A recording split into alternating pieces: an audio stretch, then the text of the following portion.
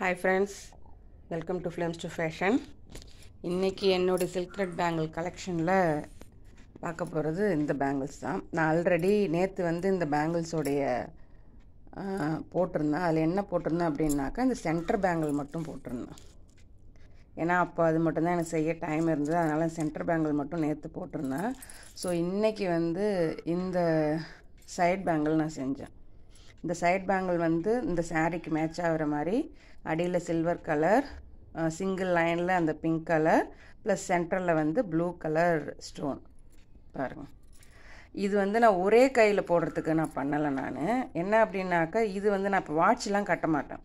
அதனால் இந்த ரெண்டு பேங்கிளையும் என்னுடைய வலது கையிலையும் இடது கையில் போடுறதுக்கும் இது என்னுடைய வலது கையில் போடுறதுக்கும் நான் பண்ணேன்.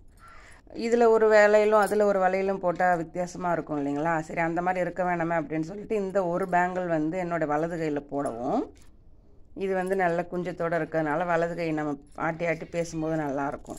இது நம்ம இடது கை எம்டியாக இருக்க வேணாம் அப்படி. ஆனாலும் வேறு வளையல் போட முடியாது இல்லைங்களா? அதனால் இதுக்கு மேட்சாக இருக்கிற மாதிரியான இந்த வளையலை இதுக்கு நான் பண்ணேன். ஓகேங்களா?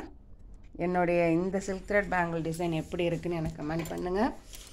நீங்களும் இது போல் செஞ்சு பாருங்கள். And thanks for watching.